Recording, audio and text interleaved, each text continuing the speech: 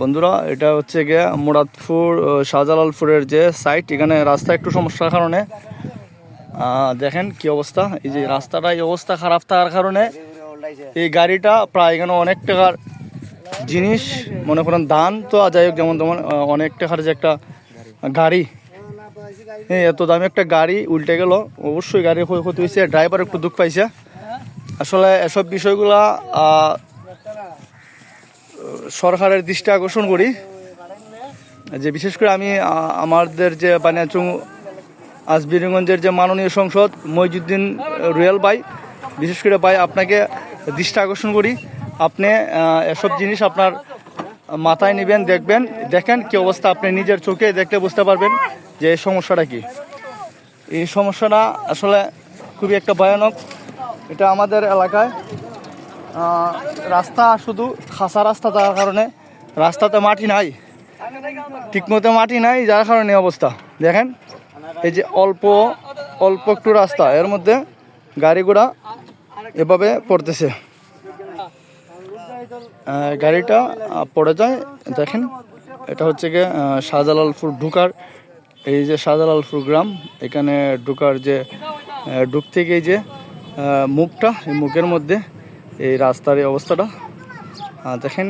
অনেক ধান নিয়ে গাড়িটি পড়ে গেছে ডায়না, আরও দুইটা গাড়ি এখানে ওয়েট করতেছে। যদি এই অবস্থা হয় তাহলে তো যে মুরাদপুর ইউনিয়নের যে ধানগুলা হবিগঞ্জ শহরে নিতে আরও ব্যাঘাত ঘটবে। আমি দৃষ্টি আকর্ষণ করছি বিশেষ করে আমাদের যে চেয়ারম্যান সাহেব মুরাদপুরের, আপনিও এই দিকটা একটু ফলো করবেন। অল্প কিছু মাটি দেওয়ার কি ব্যবস্থা করা যায় কিনা, দিলে মনে হয় একটু ভালো হবে এই জায়গার জন্য। এই জায়গাটা আসলে খুবই একটু খারাপ।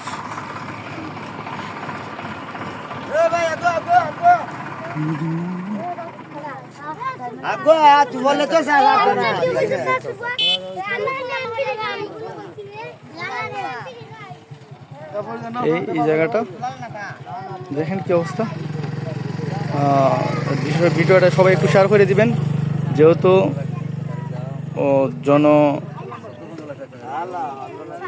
সবাই ভিডিওটা একটু শেয়ার করে দিবেন, শেয়ার করে দিলে সবাই একটু বিষয়টা দেখতে পারবে। সবার দৃষ্টি আকর্ষণ করছি, সবাই ভিডিওটা একটু শেয়ার করবেন, বেশি বেশি শেয়ার দিবেন, এবং যার যার মতামত অবশ্যই একটু জানাবেন। এই হচ্ছে অবস্থা দেখেন। এটা শাহজালালপুর গ্রামে ঢুকতে রাস্তাটার যে মুখটা, এখানে এই অবস্থা খারাপ থাকার কারণে অবস্থা, এখানে কিছু মাটি থাকলে আশা করি এরকম হলো না, মাটি আসলে না থাকার কারণে এই সমস্যাটা হয়েছে।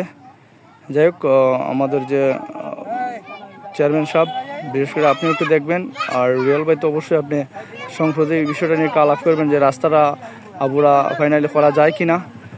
ফাইনালি না হলে তো আমরা তো অবস্থা খুব খারাপ, ফাইনালি করতেইব।